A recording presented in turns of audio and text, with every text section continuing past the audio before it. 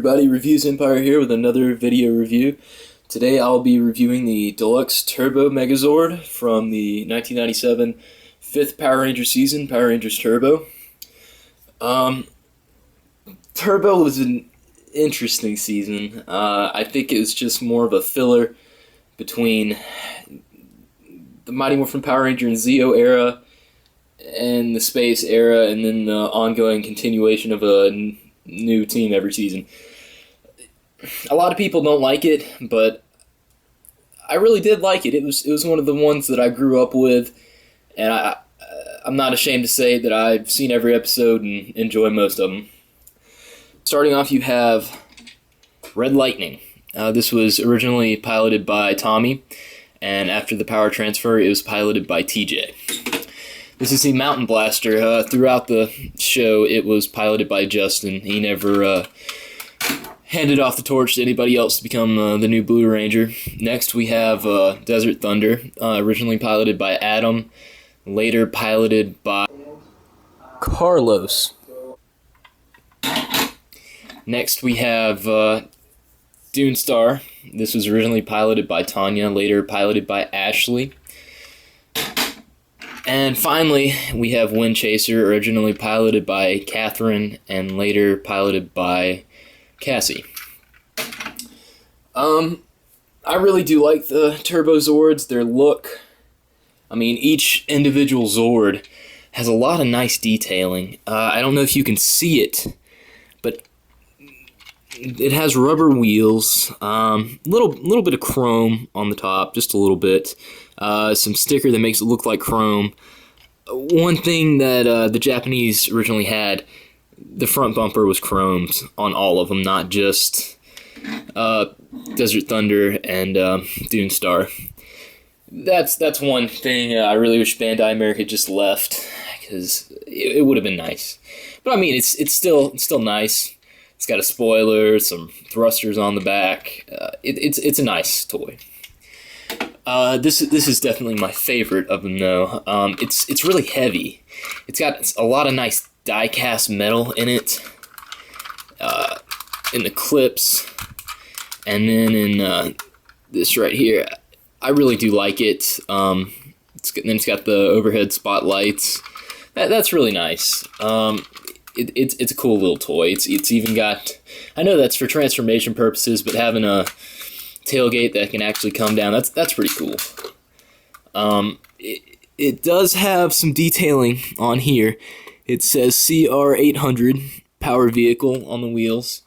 Unfortunately, these wheels right here are plastic. But what are you gonna do? These wheels have CR400. It's really hard to see. But anyway, I'm not a big fan of this one. It does have chrome on the front bumper. That's nice. The rack on the top, I wish that had been chromed. It's kind of plain. Aren't a lot of stickers on it. Definitely could have been better. And for whatever reason, the bottom of it isn't black. It's this whitish gray plastic. All the other ones are black on the bottom, and I don't understand why just Desert Thunder is this color on the bottom. It just doesn't make sense to me. Anyway, it's got CR800 again on the wheels. I guess that's the wheel size, and these wheels too are plastic. Next we have Desert Thunder. It's a lot like, or not Desert Thunder, Dune Star. It's a lot like Desert Thunder. It's less like a minivan, more like a SUV. I guess that's kind of cool. Again, it's got plastic wheels and CR800 on the wheels. It's all right. Kind of plain still.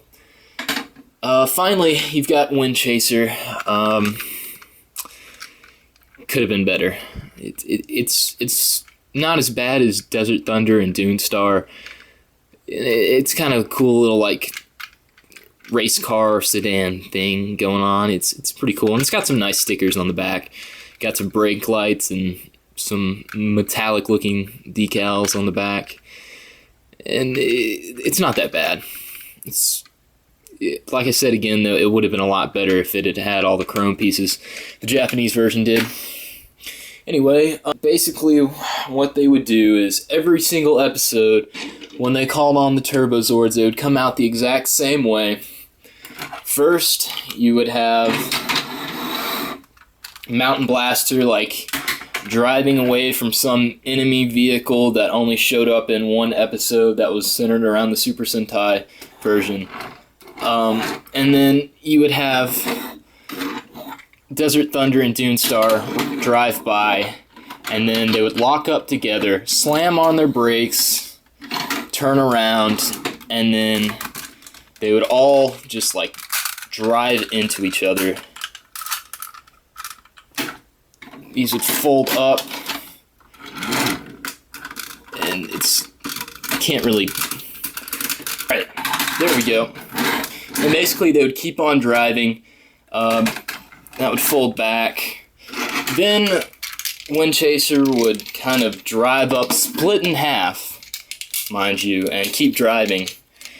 And basically, all this would come out. Fist would come out, peg comes out, windshield, it's kind of hard to get out, but basically it just swings up, and that breaks up the arm a little bit, makes it look more like a robotic arm than like half of a car. And it would just kind of attach, and then if I can get it in there, like I said, yeah, hard to do on camera. And then finally, Red Lightning would just like fly off a mountain and just like glide, like almost like it's got like rocket boosters, and just land inside. That would come up, and basically they would all just slam on their brakes at one time while they're moving, and their sheer momentum would make them like lift up. The rest of Red Lightning would come down, Megazord face would come up, eyes would light up, and it's ready for battle. And that's basically what it did. Not very realistic. Since they used Super Sentai footage, it wasn't really great quality, especially for the 90s. Now Super Sentai footage is so good, it's hard to tell what's Super Sentai and what's Disney crap. But yeah, it's a cool Zord. It's definitely one of my favorites. I did grow up with it, and it just looks really cool. He has the Turbo Power Sword or Turbo Sword. He uses that often. He's also got a shield. He doesn't use it often. He did use it in the Turbo, a Power Rangers movie, when he fought Malagor. Let me grab that. And that, yeah, it was okay. And he's got two finishing moves. One, he's got like a flying kick, like Falcon Kick. Yeah, and it never kills the opponent, so I don't see a point in doing it. But he's also got like the turbo spin out, where he just like spins really, really fast, and he's got rocket thrusters moving him forward. And he basically just runs his opponent through, and it usually kills him.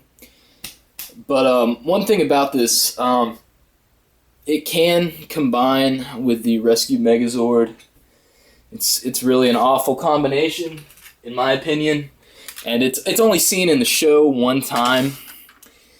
I don't even know why it was necessary, but I'll show it anyway. Basically, in the Power Rangers Turbo episode Carlos and the Count, neither the Rescue Megazord or the Turbo Megazord was powerful enough on their own, so they had to combine both Megazords into the Turbo Rescue Megazord, and I'm not a fan, obviously. And it only happened one time, so I'm glad at that fact. But if they had made it a regular thing, I would have been disappointed. And honestly, I don't see how, if they have the ability to have both Megazords out at one time, what's the point of combining them into one Megazord? I mean, really, just seems like a waste of resources. So just clip them in,